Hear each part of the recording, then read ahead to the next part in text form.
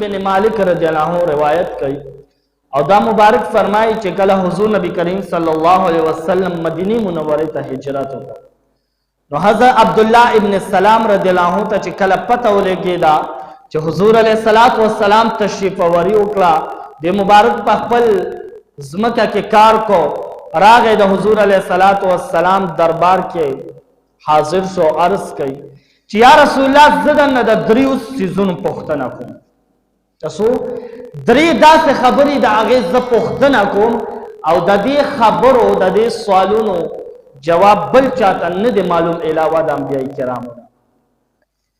هغه درې سوالونه کوم عبدالله ابن السلام رضی الله عنه فرمایي زما اول سوال دا دی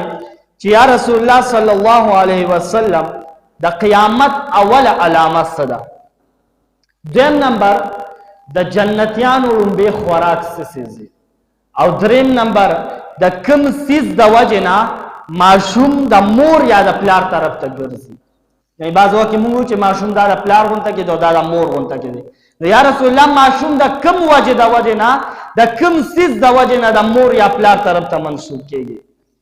نو حضرت عبدالله بن السلام رضی الله عنه چې کله دا سوالونه کو حضور نبی کریم صلی الله علیه وسلم ورته فرمایي چې مالا د دې خبر جبرئیل علیه السلام راکړی دی او ورته فرمایي چې د قیامت لومبې نشانی هغه اور دی چې کم اور را نمودار شي او دا خلق چې کوم دي د مشرق طرف نه روان کې او مغرب طرف ته ورسي دا د قیامت اوله نشانی ده دا غټه نشانه نور وړي نشانه ډیر حدیثو کې ذکر شوی دي دا ټولو نه غټه نشانی هغه اور دی چې کله هغه اور را نمودار چې خلق د مشرق طرف نه مغرب په لو باندې روان کې او خوشي کی دیم نمبر د سوال جواب د جنتیانو په جنت کې اول خوراک چې دی دا د کبب اینه د اینه د کبب د مئی چې کومه اینه د کلیجی د هغې کناره دا د جنتیانو اول خوراک دی او دریم نمبر ماشوم د څه د وجې نه د خپل پلار یا مور طرف ته منسوب کیږي نو حضور نبی کریم صلی الله علیه وسلم ورته فرمایي چې کله د پلار اوبه غالب شي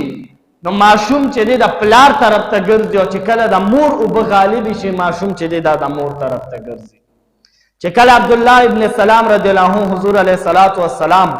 دا درې جوابونه واورېد عبدالله ابن السلام رضی الله عنه زبان حال سره اشهد ان لا اله الا الله واشهد ان محمد رسول الله اسلام قبول کړ حضور علیه الصلاۃ والسلام ته عرض کړ یا رسول الله یهودیان چې د بهتان لګون کې خلق دي دی همیشه د لپاره بهتان لګي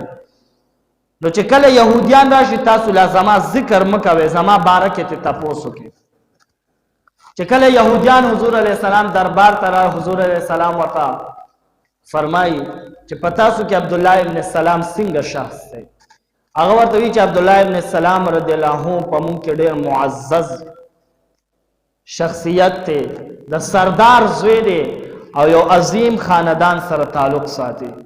حضور علیه السلام ورته فرمایي کو چې عبدالله ابن السلام رضی الله عنه ایمان وروړي تاسو به ایمان وروړئ هغه ورته وی دا کېدی نشي چې عبدالله ابن السلام رضی الله عنه ایمان وروړي اله دې کې عبدالله ابن السلام رضی الله عنه وروته هغه گواهی وکړه چې یا رسول الله د الله جل جلاله نما سوا بل معبود نشو ته د الله په سچ سره رسول الله